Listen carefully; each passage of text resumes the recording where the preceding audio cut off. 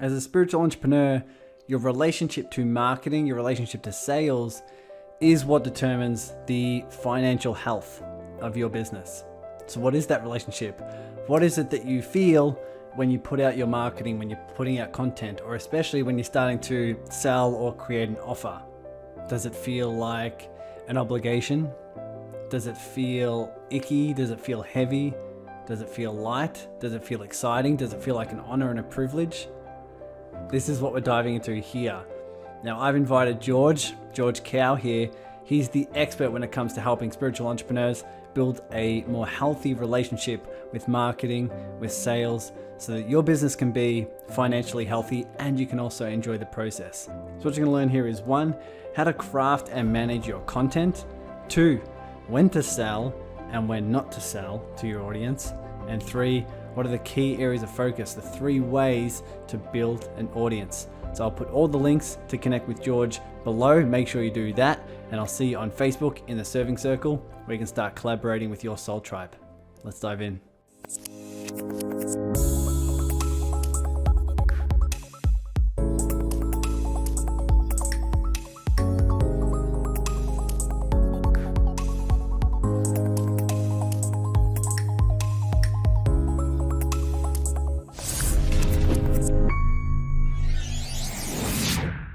Okay, my online family, welcome back to another episode of the Awaken Your Business podcast. We have George here, George Kao, like the Tao, yes. And we're going to have an awesome conversation. So if you're in the field of spirituality, if you're getting yourself online, if you're marketing yourself on social media, doing all the things, and you're trying to find ways to be more authentic, more honest, more open, more vulnerable, connecting with your audience and who you're meant to work with and who's meant to resonate with your message, this is where George comes in. So I'll read the very quick bio that George has here, and then we'll dive into all the topics. Hopefully I can ask the questions that the audience is most thinking and having in their mind, because this is the topic that gets me excited, and obviously it's going to benefit everyone the most. So, short bio. So George Kao has been leading the authentic marketing movement for 7 years. Prior to that, he spent 5 successful years as a mainstream marketer using the common tactics of sales funnels and fear-driven marketing. Then he had a spiritual breakthrough and completely transformed his business into a much more authentic spiritual business. So you guys can check out George at georgekao.com, and he's got all the books. 4 books, 20 courses he's created online, tons and tons of free videos around authentic marketing and joyful productivity. So check that out. But George, welcome, my friend. Good to have you on the podcast. Tyson, it's so great to be here. We are definitely kindred spirits. So I'm really looking forward to having this conversation be an uplift and a helpful resource for both of our audiences. Yeah. Definitely. Yeah, it's beautiful to have you here. We had a chat last week, I believe it was, and when you came up with the phrase that marketing is your ministry, I had been, as I discussed on our call, I had been thinking of ways to describe this and language it, where everyone has this hang up when it comes to marketing. Yes. They have this fear, they have this sticking point of saying, I don't want to be too pushy, too salesy, too, I don't want to offend anyone. And, I just don't want to be that car salesman. And in my growth of the Serving Circle and how I do my content, I always sort of describe it as, hey, your marketing is just an extension of you. It's an extension of your heart. It's an extension of how you're here to serve. And then when you said marketing is your ministry, it hit me as a way to really describe it and communicate really what it is. But I'd love to ask you, what does that mean for you when you say that phrase, when you say that term? What comes to mind, and what's the particular message you're looking to convey there? Oh, thank you for asking. And I really hope this conversation will open the hearts of everybody, open the possibility of abundance for everyone listening to this, because, the mainstream way of marketing, all of us have experienced this, is where we feel like marketing is, well, we grow up with commercials on TV, or I guess those who growing up in the past 20 years don't watch TV anymore, I guess, but commercials on social media, right? But it's in marketing, we know it to be about interrupting us, like interruption, number one. And number two, it's sort of like trying to charm us or persuade us into looking at a product or buying something that we weren't there thinking about and maybe wouldn't have thought about unless we saw the charming commercial or the persuasive salesperson, right? So marketing from the consumer point of view has always been annoying, right? So therefore, Tyson, when we talk about, well, let's go and market ourselves to others, we're like, wait, you want us to do the thing that we've always found annoying to other people? How can that be a good thing? Now, marketing to the businesses, right, to the corporations, to the people trying to push products on us, has always been about a means to an end.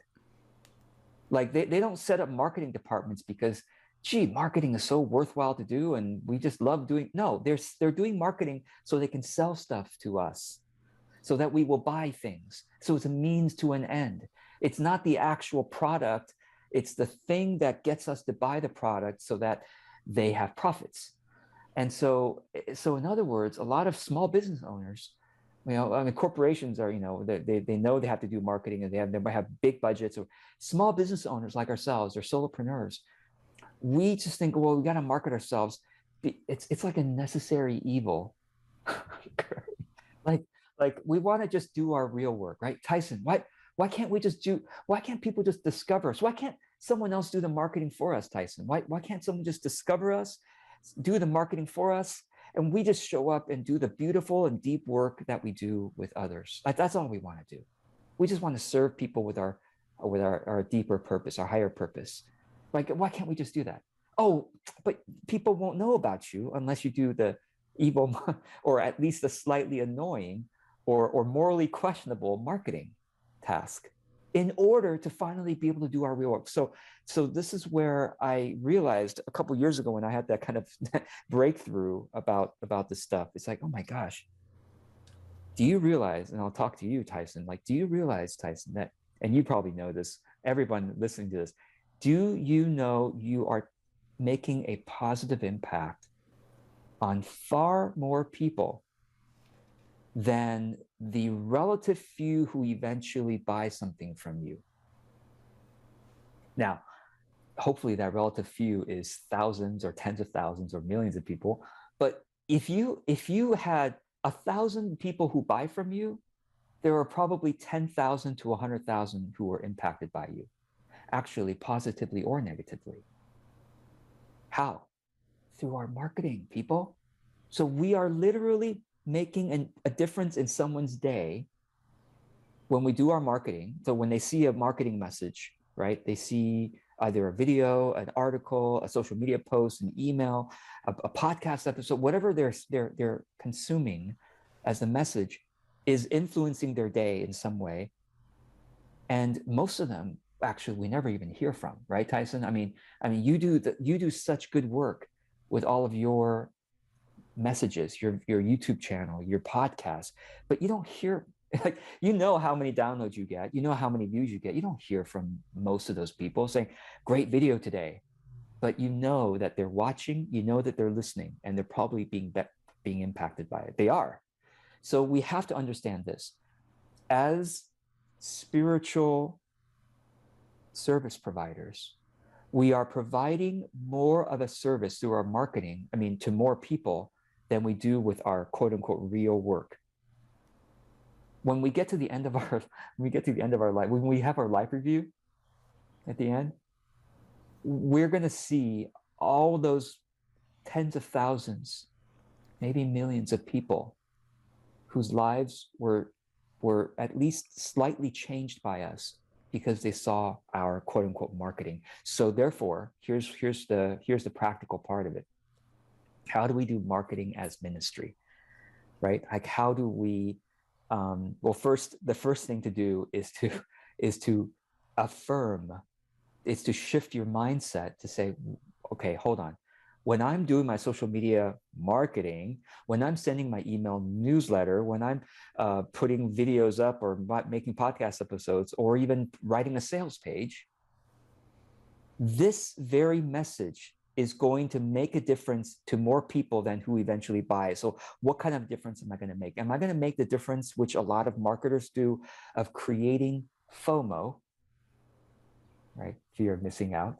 Is that what I'm creating? Is that what I'm going to create? The fear of missing out to a lot of people, most of whom aren't just ready to buy. It's not the right time. It's not the right product for them, or they're just not in the right space to buy right now. Whatever reason, it could be many reasons, but they might buy next month. They might buy next year. We don't know. But can our marketing message itself be a healing influence? Can our marketing message itself be an education or an inspiration that gives hope about what's possible, or as a healing influence? Our presence itself can be is a healing influence if we are willing to bring the deeper parts. So basically, let me just say this: your real work is actually happening in your marketing more than to more people rather than your client work or your online courses or whatever. So how do we do marketing and ministry?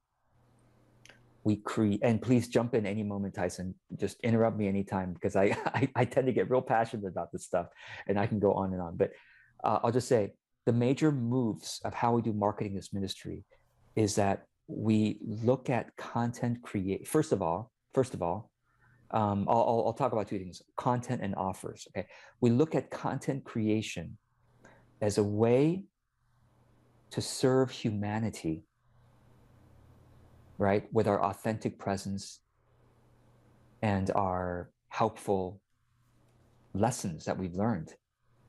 It's a way to serve humanity. Now, by creating, and when I say create content, you could write if you prefer writing. You could make videos. You could do podcast episodes. However you want to do it, or maybe some of you are photographers, and that uplifts people, that heals. Okay, so however you like to create content, do you understand that the content you put out there has a healing and uplifting and a hopeful influence on others, most of whom will never buy from you? Just say, George, why can't we talk about converting people, higher conversion rates? Why can't I get most of the people who see my content to buy from me? Because that is statistics. The more successful your content is, the lower your conversion rate is. Let's get that really, really clear. And that's a shocking idea, but it's true. If your content it goes viral, if this episode goes viral and reaches 1 million people, Tyson, do we expect that 999,000 are suddenly going to buy from you and me, or you, or you know what I mean? No, I mean, we can't even handle 9,000 people suddenly inquiring with us. You see what I mean? So the more successful your marketing, the lower your conversion rate is supposed to be, because you're actually reaching more people, because word of mouth is spreading like wildfire. I shouldn't use wildfire, but both in Australia and California, we have problems here. But your viral marketing is also a problematic term these days. But yeah, your magic is making an impact on more people. So how do we do marketing in ministry? One, we create content as a service to humanity by bringing our authentic presence and helpful lessons to the world. Number one. And number two, we notice what makes an impact, and then we use additional distribution methods to reach more people with that helpful message. What do I mean by this? Let's say you made 10 videos, and then, in a month, let's say, and then next month you look back on your 10 videos and go, wow, out of those 10 videos, isn't it interesting that video number 3 and video number 7 got more likes, more comments? Like, it just made more of an impact. So what can I do, therefore, to distribute videos number 3 and 7 to even more people? Should I send it out to my email newsletter? Should I post it on more social media channels? But basically, should I run Facebook and Instagram ads if I know how to do that? how can I get the impactful stuff in front of more people? Because you know what I do? I use Facebook and Instagram ads a lot. In fact, I spend upwards of $1,000 a month on Facebook and Instagram ads. Most of the money I spend, and gratefully it brings back a lot more than that, but most of the money I spend on ads is actually spent on what I call ministry money. More than 50% of my ad dollars is just spent distributing my most helpful, healing, uplifting content to more of the right people without selling anything. Less than 50% of my ads are actually making an offer to my warm audience. Most of my ads are just blessing people with content, knowing obviously if people are actually benefiting from it, they will more likely to continue watching, reading, listening, whatever it is. And if they continue watching, reading, listening, they're more likely to talk about this stuff or share this stuff with other people, whether or not they buy. You know what I mean? Like, it's making more. Anyway, let me pause here and just allow you to chime in and see if this is even making sense at all. Yeah, no, I just wanted you to go on a bit of a riff there, because it makes a lot of sense why some people get hung up around marketing. Yes. Like you said, when we grow up, we all know the feeling when we're being pushed something on us that we don't want to buy, and Yes. there's that pressure that we feel that we don't want our audience to feel, right? Because Exactly. we're like, we felt bad in that environment. I don't want to do that to anyone else, and therefore Right. I sort of look at it like a continuum. There's sort of just the person who just sells everything regardless what anyone says or feels, and then there's on the other end there's someone who really is very, very cautious to how everyone feels, and then doesn't get anything out because of that, right? Right. And so Yes. there's that balance. But It's really important. what you're really talking about here is your intent. If your intent is to do your marketing from your heart, do your marketing in a way that's of service, where you're sharing your gift or you're sharing your energy of healing, and it comes from that intent of just love and service, then that's really where the content resides, right? And that's really where the content resides. And then from that energy, from that intent, you can use some more of the tactics, the feedback, the strategies, Sure. to see what's best in the form of distribution. I mean, I think when people look at your videos, Tyson, they can feel your intent. And so I think you're a good example of that. And I encourage folks who haven't. I mean, if you listen to this podcast, you can feel Tyson's intent.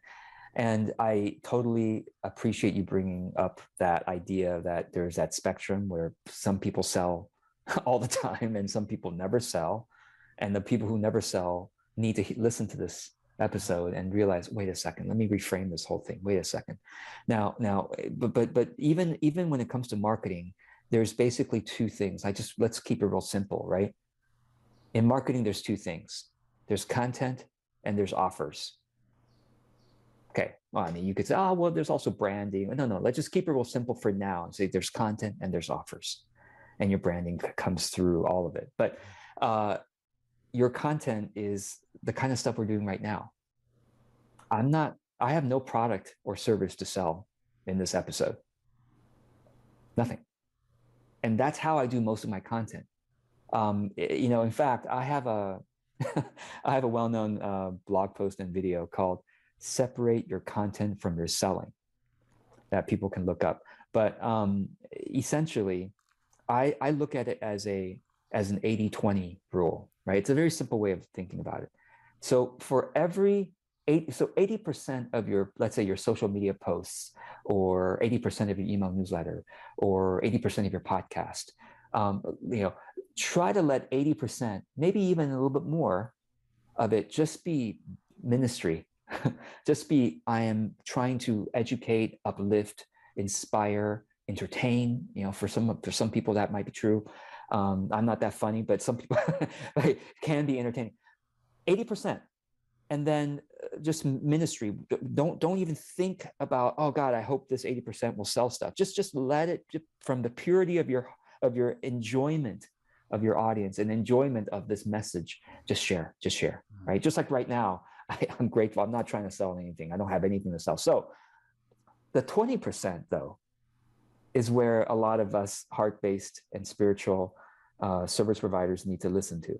The 20%, you do need to let your audience know you have something to offer as a business, or even as a nonprofit, right? Like look at nonprofits. Like I was on, even some nonprofits don't even do it so well. Like I was on Wikipedia the other day. How many of you go to Wikipedia every now and then? Most of us, right? Have we ever seen a Wikipedia appeal for money? Right? It's like, I don't know if you've seen that before. Like you go to Wikipedia, you're reading an article, and there's this big yellow thing that says, please be one of the few people who donate, blah, blah, blah. I mean, I'm grateful that Wikipedia does follow the 80-20 rule, more like the 95-5 rule. So in terms of the frequency, they don't sell very often. They don't ask for donations very often. But when they do, it's not very gentle. So let me explain.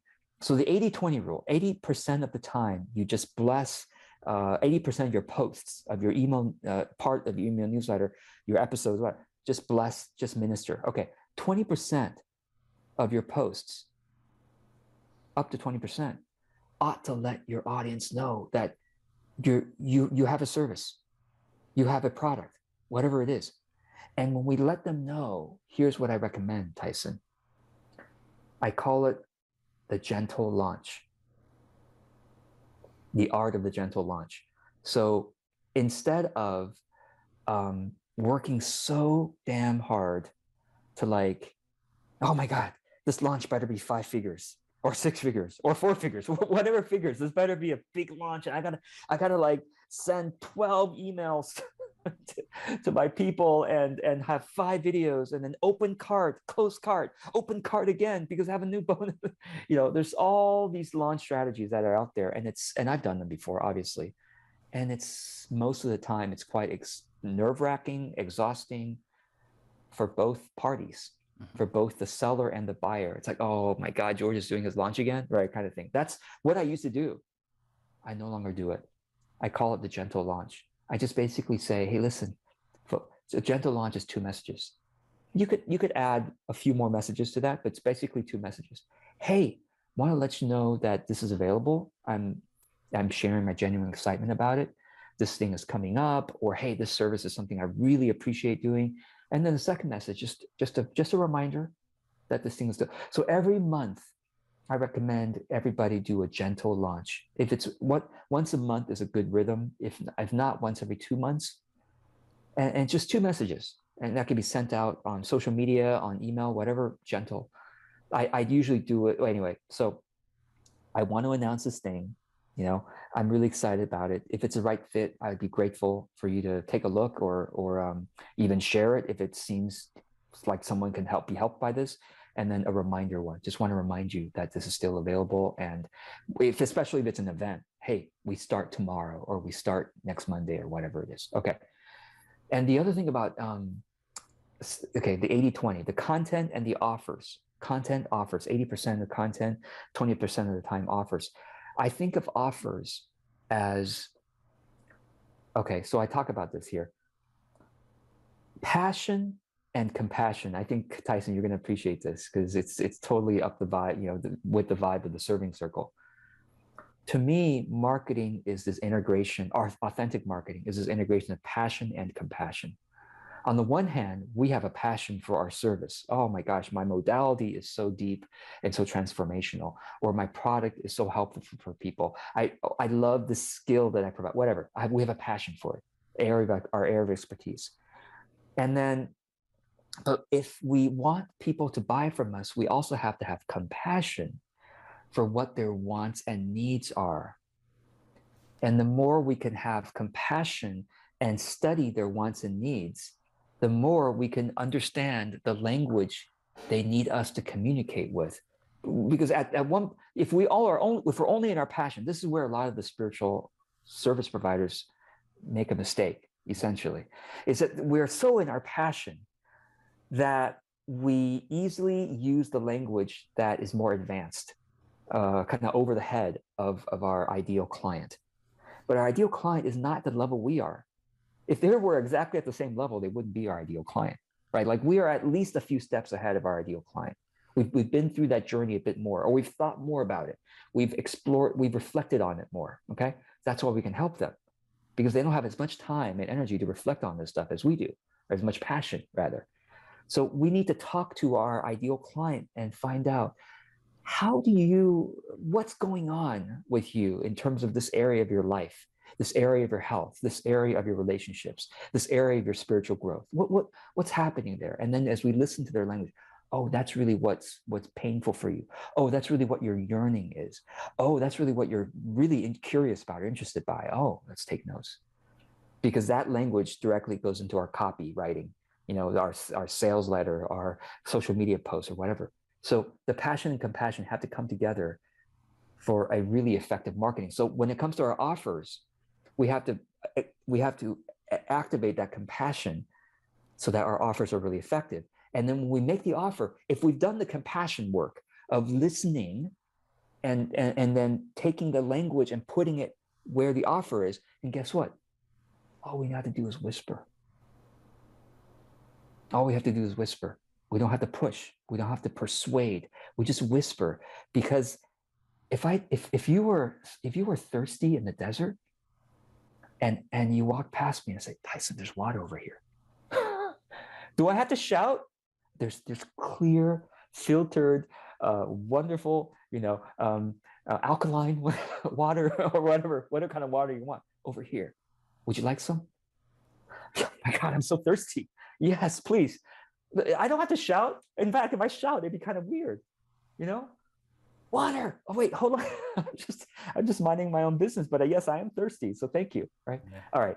So anyway, I hope this is interesting. It's awesome. I think it's what you're putting here is a good point. Not only of having a different how you can think and reframe your marketing online.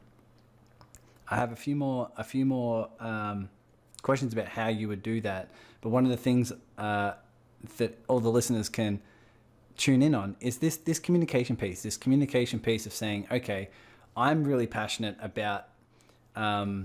Especially a lot of people get really passionate about the vehicle that they have to help people get from A to B, whether it's like you said, a particular methodology, framework, skill, modality, product, and they love talking about it.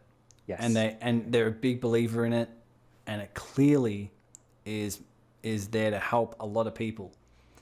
I think everyone runs into some challenges when they just talk about the vehicle and they're not listening to their audience about those key pieces of what problem is it solving, what really is the outcome that you're after, and what are you passionate about, what are you interested in, what are you curious about, and really listening to the language, and then saying, oh, I put that in my post, I put that in my messaging, and then I can link the very thing that is my vehicle to that, and all of a sudden you've got both passion and compassion.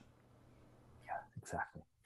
Yeah. Whenever I ask my affiliates for feedback on my sales pages, they always highlight certain phrases like, oh, this is really good. I'm like, oh, well, that literally was an email I received. I mean, that literally was a phrase from an email I received from someone who needed that. Oh, okay. It's always the language of the potential client that is the most powerful. Yeah, and not the language that's in your mind, which is more of the, if you're a coach, it's like coach speak. It's like, here's the evolved, here's the evolved, highly advanced language of how someone who studied it for years communicates. It's meaningful for you. Yes. But it's still exactly. Yeah, just like you said. So if you can make it more simple, more attuned to your audience, and sometimes that's it. It may be making it more concise. It may be speaking more to the problem and more to the outcome that they're after. That's what makes them lean in, and so that when you have this little offer that you can just whisper because you're speaking completely to them in a way that is authentic, in a way that is clear, and then they're saying, oh, okay, yes, this is something that is a no-brainer for me. This is the water in the desert, right? It is. Yeah, it is. Yeah, they don't care as much what kind of materials the bottle's made out of, although some people might, right? Some people might, and you need to talk to that too. Yeah. But they care more about the actual thirst quenching aspect of it. Yeah. Exactly. So how does that look in your? I know you use a lot of Instagram. So you can feel Yes. feel free to talk about that. One thing I want to ask is there a particular way you move from your content into your sales so that you have it in the same video or the same post, or is it a different post? How is it that you sort of make that Yeah. transition? Yeah, no, it's a brilliant question. And so similar to my typical framework of separating content from selling, I actually don't have a transition from content to selling. And this is probably different from most of the marketing experts that we know, because most marketing experts recommend a funnel of some kind or a sort of a nurture sequence of some kind, where whether it's after someone signs up for an email newsletter, or if someone's on a webinar, or if someone is launching a product, they have a series of videos. Those are all neat nurture sequences, essentially, from the beginning to, oh, now I know I need this thing, now I got to buy it from you. So what I recommend instead is just to be upfront. Well, I like I said earlier, I recommend the 80-20 rule, right? Like the 80% of our posts, 80% of the time when they see us, they're being blessed, they're being nurtured, they're being ministered without an agenda. This is the hard part. This is the hard part, I think, for a lot of us, especially those of us who know marketing so well, because we've been trained basically in the mainstream ways. That the agenda, they're so heavy of an agenda all the time, and the agenda is often sly, and it's like underneath, and then like the audience discovers it later, and they're like, oh, okay, this was actually a sales call. Okay, got it. All right. So what I recommend doing, and like I said, it's not normal, and it takes some courage, is to just give content without agenda, without selling. And then 20% of the time also, right? It could be 80-20 or 90-10, depending on people's comfort level. 10 to 20% of the time, we simply directly, gently whisper our offers to say, folks, this month, I want to. So actually, Tyson, tell us one service that you love to provide. Just, I'll give you a chance to share one thing that you love to provide to your clients. Well, I have free offers that are in the serving circle. I have my paid offers, which is my group coaching program. Tell us one of your paid offers. Yeah, so the group coaching program, Yes. That's where a lot of, some of the people in the serving circle who are looking to basically build their business in a way that's aligned and authentic and using Awesome. social media. I love it. We Yeah. do a lot of the group coaching piece, and we basically have that as an offer where I help them with that. Totally. And can people join at any month, or do you have to wait a certain month? Or there are certain ways there are certain offers that I have at certain periods of time, sure. so that people can jump in at a certain, and they can go through the same transition together and learn and that sort of thing. So that's really generally how I do it. Awesome. Well, let's say that it was during one of those months where you are enrolling a new cohort of group coaching members. Then it's very, very, very obvious what the call to action is, right? It's just like, folks, you know who I am. You've been seeing me on YouTube, or you've been listening to my podcast. You've been seeing me in the Serving Circle on Facebook. And I just want to let you know that right now I'm bringing a new group into the coaching program. And you know what I do, I do talk about this and talk about that. And if you'd like to actually work with me personally in a smaller group setting than the free offering of serving, please consider this. We are starting the group together on the state, and any questions, let me know. People who are fans of you are going to be like, oh, great. I've been seeing that thing around. I'm glad you're actually bringing it to my attention so I can consider it. How much does it cost, Tyson? Or how, what level should I be at? They might start asking questions. So that's really what I do. And so let's say, and that's one example. Do you have a one-to-one service? Yeah, so it's getting to the point now where I'm I'm leaning more and more to the group coaching as more clients jump on Sure. board, since obviously my one-on-one time is limited. Yes. But, Yes. as of now, I still provide one-on-one help to people who are in the program, so they get all that accountability and support and that sort of thing. But moving forward, it will shift at some point. I'm not sure when that is. Right. Yes. But yeah, that's where I'm at the moment. So y'all better buy now. No, Exactly. no. But let's say that somebody is that's like their main thing. Let's say somebody listening to this, watching this, that the main service they love providing the one-to-one deep transformational work, and that's what it's like. George, how do I offer that as a gentle launch or like whisper kind of offer? The way you do it is very simple. Once a month, or again, the 80-20 rule. If you're somebody who posts a lot on social media, but your audience is constantly getting value from your free posts, then you could do it up to once every week, perhaps, or once every 2 weeks. Certainly not too much if someone's posting a lot. Okay, so once a month or once every 2 weeks, you simply make a post on social media saying, "Folks, you know me. I'm Susan. I'm Jane. You know that I love talking about." Let's just say someone is a energy healer, right? And it's like, how much I love talking about the importance of aligning, unblocking your energy and healing, the healing process, blah, blah. Did you know that I love doing this one-to-one with my clients? And did you know that I love especially helping people through this particular this month? I want to focus on this particular problem area that I help people with. It's people who are suffering from this, or who are knowing they could heal more from that. And if that's something that is bothering you, I would be grateful, honored to be able to serve you in that way. And please, ask me any questions. You see how it's straightforward. But here's the key, though. We're not selling to strangers. And Tyson, that's really a very important distinction here. I think so many people, they approach marketing as if they're always selling to strangers, that they must persuade and they must charm and they must do all this bend over backwards. The way I talk about it, I say this: listen, authentic marketing is like making friends at scale. And Tyson, you model this beautifully, right? With the serving circle and with all your content. I mean, you're making friends at scale.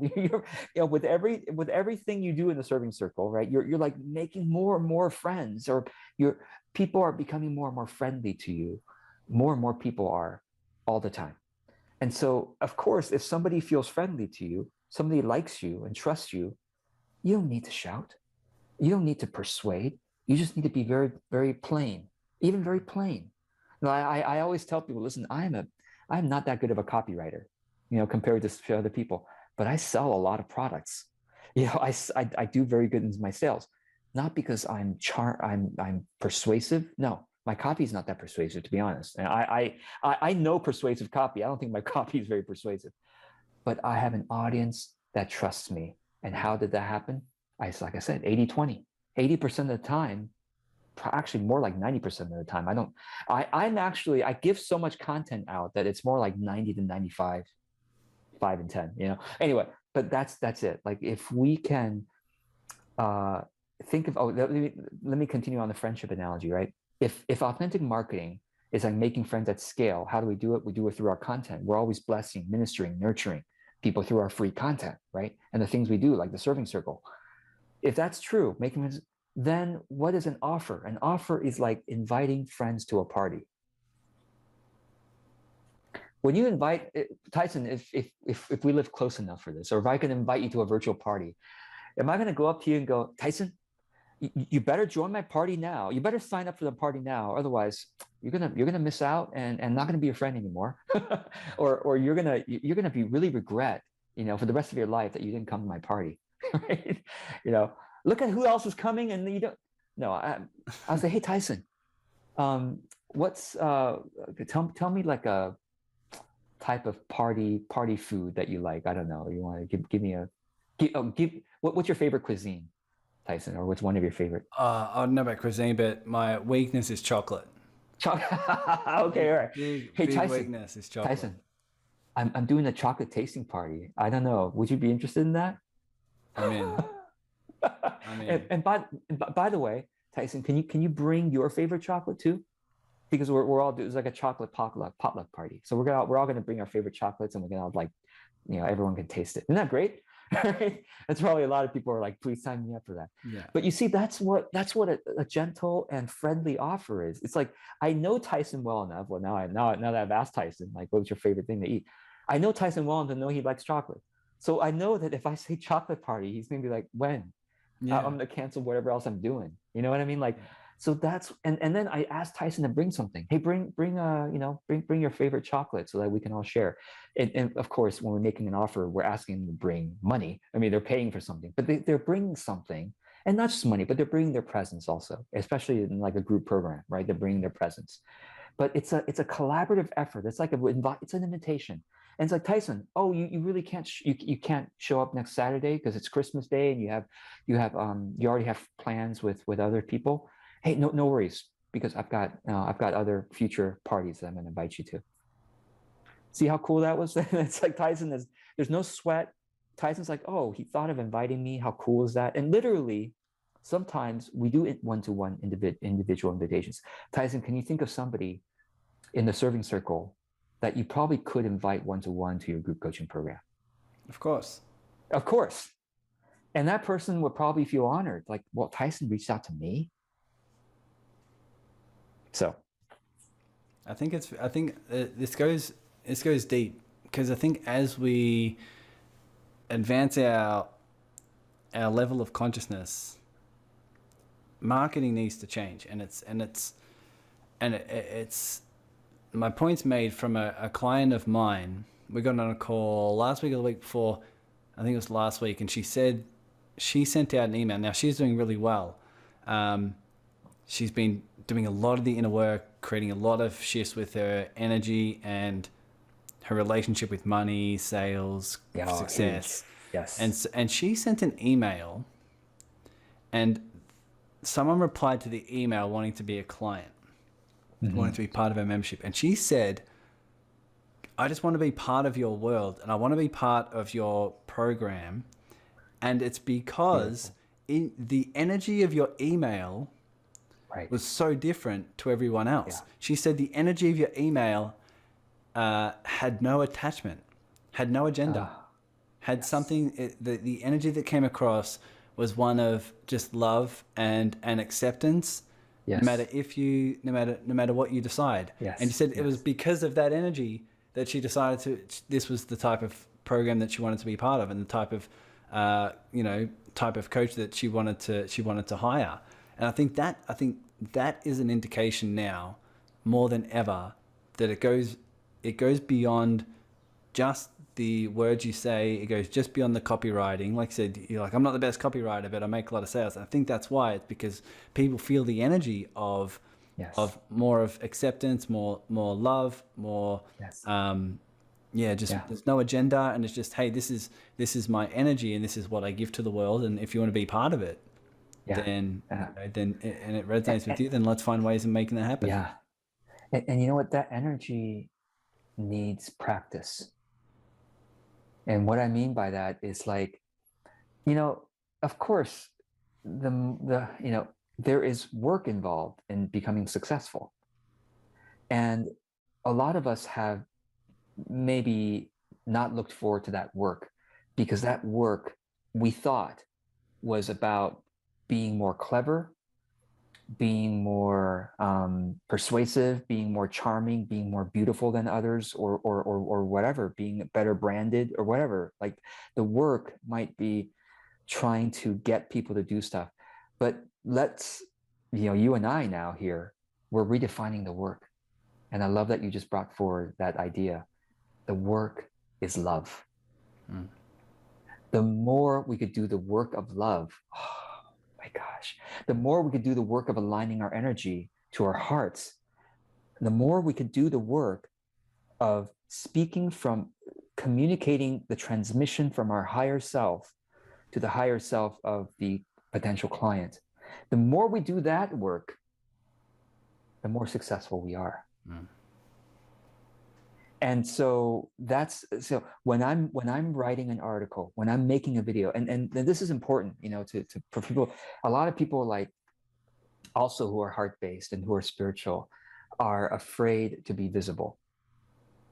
There's some resistance there because we tend to be soft-hearted people. We don't want to be judged. We want to be, evaluated and judged, or look bad even to ourselves, right? Like we don't like when I made my first video in 2009, Tyson, after I made my first video and looked at myself, I'm like, I'm never making a video again. I couldn't bear to watch myself. I couldn't bear to listen to myself. I said, I'm no model, I'm not, right? Like, why am I even on video? And then so I poo-pooed video for the next 4 years. And literally, you would have heard me back then, you would have laughed because I said, oh, video is a fad. I'm like, video, it's going to go away. I was telling everyone to write articles instead or whatever. And so it was through the loving effort or the loving acceptance of some colleagues who invited me to speak to their clients on video that eventually got me out of my shell again. And anyway, so I just want to tell people this: the work of love. If you are shy being visible, like, oh, George, I understand. If I were more consistent with putting content out there of service, I probably would get a lot more inquiries, a lot more interest. But I'm shy, or I'm inconsistent. This is the work of love. Tyson, whenever I show up on video, except for conversations are easier, which is, by the way, it's a little bit of a hack. Meaning, hey, if you're shy showing up video, why don't you just have more connect with other members of the serving circle? You get together and you just interview each other. Do that more, and then do the conversation. You're those of you who haven't learned how to befriend the camera lens, which is a trick, right? Like to make loving connection to the camera lens, it's awkward, right? Fine, you're better in conversation. Then just do more serving circle conversations. All right. But I'll tell you, I make most of my videos and I write most of my articles alone. Like, I'm not in conversation in the real time. So how do I get myself to do it? I'll tell you, Tyson, I mean, people are shocked to find this out. Whenever I start recording or whenever I start writing, I don't feel like doing it. I don't. If impact were no issue, and if money were no issue, if everyone in the whole world was fully realized, and if money didn't need to be made, I would never write another article and I would never make a video, probably. But I do it because, well, yes, it's good for business. But I do it. How am I able to do it so consistently year after year? It's the work of love. Like, before I show up, I do my energy reboot and I say, may this be of service, to others. And I do it. And also, I didn't mention this the whole time thus far, but there are two reasons we make content. One is the work of loving others. And the other reason we make content is the work of loving ourselves. Meaning the work of discovering the profundity and the healing of our own experience and journaling that publicly. Public journaling is what I call it. So content allows us to explore our calling, it explore our experiences. Content forces us, right? Being forced to write an article or to make a video talking about our experience, our lessons, our aha moments, the work we do with our clients, whatever it is, makes us have to learn how to express that. And that learning how to express is loving yourself. And in the process of exploring that and public journaling, may that also be a benefit to others. The work of love. So that's why I think this is right up the alley of the serving circle. It's like, yeah, that's why we're here. Well, when people ask me about the serving circle, they say, oh, they're looking for some tips and strategies on why it's so engaging and why it's growing and everything like that.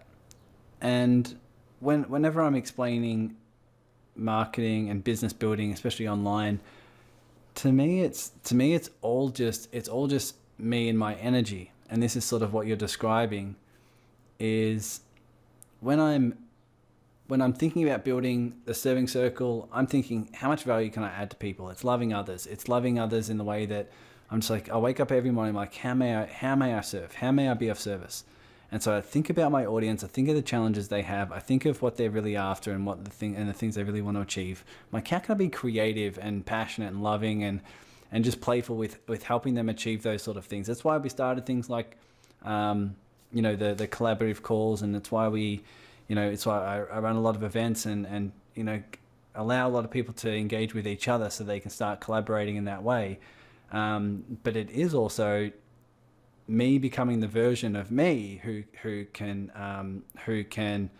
lead a community. And one of the key examples is when the serving circle started to grow, I found myself with a pattern of judgment and competition, where when people were joining the serving circle, if they had a larger audience or they had a big influence, I felt judgment and I felt competition in an unhealthy way. But now obviously that pattern's coming up to be healed.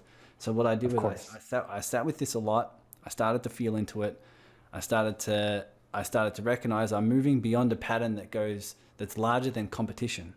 And it's one more of unconditional love and collaboration. And that's why a part of me wanted to start the collaborative calls, because I'm like, how about I have an hour or whatever it may be throughout each week, and I have everyone jump on and allow them to promote themselves, allow them to get outside their comfort zone and just collaborate, meet everyone, promote themselves, and not me, and just see what comes up for me. Amazing. Right? So that I can heal. That's what they're after. That's what they're asking for. And it's also going to allow me to heal my inner patterns and my inner wounds as well. So it's a good combination. Yeah. Yeah, I've been running those for years now. And obviously very successful. Oh, it's so beautiful, the work you do. There's a term that I heard years ago. This was from Suzanne Falter Barnes and Jeffrey Van Dyke, and the term was niche mates. And I've kind of since developed that even further. So I think of, there are essentially, Tyson, I essentially see that there are 3 ways of growing an audience, right? Like, let's get real practical here. Like, way number 1 is paid ads, like using Facebook or Instagram ads, YouTube ads, LinkedIn, Google ads, Twitter ad, whatever paid ads, even the ads on blogs and podcasts. Paid ads, you pay money to get the message out to a lot more people. A second very common way is SEO, right? Search engine optimization, but that's more of a longer term thing. Third way, which works amazingly well, which all 3 ways work well if you work it, right? And any of these, collaboration. Like, hey, I've got an audience of people that are similar to your audience of people. Like, so basically, if there are 2 people who offer a similar service and who are building a similar kind of audience, do you think they should be enemies, or do you think they should be friends? Pitchforks at each other, right? Right. I mean, if you ask that question, you're like, oh my gosh, the whole idea of competition is enemies. It really comes from war, and it comes from sports. I mean, competition is this, right? Whereas it's like, well, if I have somebody who's my doppelganger, like if I'm working hard, doing the work of love and building an audience and creating, and then someone else is also doing this, do I want to battle them, or do I want to collaborate and go, gosh, okay, let's say I had 100 people in my audience, right? Like 100 people following me who are great. Let's say they have 100 people following them. Do you think those 100 people are exactly the same? No, there's no way. I mean, no matter how hard you try, you couldn't find the exact doppelganger who had 100% same audience overlap. There's no way. At the very, very most I've ever found, honestly, Tyson, I've done this for I've done 13 years full-time business now, and I've met many, many collaborators, and the closest I found in overlap is something around 25%. Isn't that shocking? Like, I was like, okay, this person literally says the exact same thing I do. It's exactly just like me, building the exact offer. And the most I could find in overlap is 25%. So what does that mean? That means 75% of my audience doesn't know about that person, and 75% of their audience doesn't know about me. So would it be a benefit for us to collaborate and maybe, I ended up collaborating with several of those people who had big overlaps with me. And guess what? Over the years, we kept collaborating. And guess what happened? Both our audiences kept growing in these directions. And the irony, Tyson, is as both our audiences grew, that overlap went further and further away. Meaning now we only have overlap of 15% or 10%. We keep collaborating every year. We do. But we also grow our audience, obviously, in other ways, like other collaborations and ads or whatever. And so the beautiful thing is the best collaborator for you is literally your doppelganger. If you can find somebody named Tyson Sharp, who literally has something called the serving circle, who literally says the exact same messages at the same time you do, you would be like, oh my God, how often can we collaborate? Because our overlap can't be more than a few percentage points. Anyway, it's pretty remarkable. So I am always, so anybody who is looking, who is listening to this, if you know of other authentic business coaches like me, please let me know, because there might be some collaboration opportunity, because it's like, it's such a godsend. So our best partners and our best mirrors, our best teachers are our doppelgangers. And then the more farther away they are, the less perfect they are as a collaboration, and the less we can learn from them. But the ones that are most similar, we can learn, because they're literally a mirror. How do you see whether or not you're well-dressed, whether there's some mark on your face? You look at a mirror. And so when you look at a mirror, somebody who does just what you do, you go, I really like what they're doing there. How can I do it in my own way? And also, I really don't like what they're doing there. It doesn't feel right to me. Oh my gosh, how am I doing that too? Anyway, so collaboration. Yes. So I'm really happy that you're doing that. Yeah. That's the, I mean, it really is. And it's being creative and resourceful in all those areas that allows this to be fun. I mean, I think marketing, if marketing is me growing the serving circle, being of support, having fun along the way, that to me is the exciting part of building business. You don't have to do it in a way that is the old marketing tactics of scarcity, urgency, and fear, and just pain all of the time. But it's now come to a point where you like, hey, if you build an audience or a community or a membership or whatever that's fun for you, and it's fun because you get to be creative, you get to help people solve challenges, you get to get to nurture people. I send people personal messages all the time, to seeing how they're going, seeing having a chat, seeing how the serving circle can help them most. And like you, before I send every message or before I do some sort of marketing, I'm tapping into my heart, I'm breathing, and I'm feeling into like, how may I be of service? This is more than business. It's more than money. It's me. It's the reason why I'm here. We are here to serve. We're here to help. We're just, who and what we are goes so much bigger than the outcomes. So let's vibrate from that vantage point and see what comes through us. And that's really what I think is the biggest takeaway, the biggest key is that marketing is part of you. It flows through you. It's part of your dharma. And so I'd love to if you want to just wrap this up by giving us maybe just some practical tips, some questions to ask ourselves. What should the audience really have in mind with leaving this conversation, saying, okay, how can I apply this in my life? Yeah. I have a framework called the 8 Practices of Authentic Business. People can look it up. There's a blog post, video, 20-minute video that describes everything. So you can just Google it, 8 Practices of Authentic Business. But let me just talk about, like, real quick, in just, half a minute each, of just a few of those practices that are very practical. So you could basically ask yourself, one of the 8 practices is content creation. And particularly consistent content creation. And so question 1, are you showing up regularly somewhere, wherever you prefer? You don't have to use all the social media, right? Do you like Facebook? I mean, I know a lot of the people in the serving circle currently at this time is on Facebook. So probably a lot of people don't mind using Facebook. Great, wonderful. Do you prefer Instagram instead? Do you prefer LinkedIn instead? Do you prefer YouTube instead? Okay, wherever. Right? Are you showing up consistently with your practicing authenticity? That's a practice. It's not something that we really, in fact, we grow up having that stripped away from us. because we have to make sure we act in a way that pleases the people around us. So more, so it's a practice of authenticity, exploration and practice. Okay, are you doing that? If not, how can you do it in a way that is sustainable for you? You don't have to make things every day. I mean, the irony, Tyson, I found is that making content every day is actually easier than making it once a week in some weird way.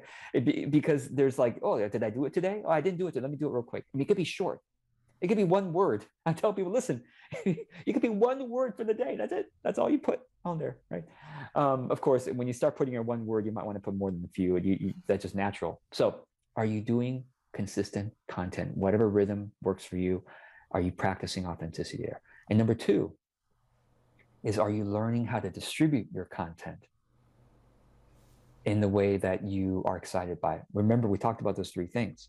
Paid ads, so learn Facebook and Instagram ads. I teach this stuff to people all the time. SEO, learn SEO, or learn collaborations, right? Okay, so are you distributing your content, your best content, on a regular basis? Okay, second question. Third question, another practice of beyond is, are you doing market research so you can create aligned offers? So what does that mean? That means, well, guess what?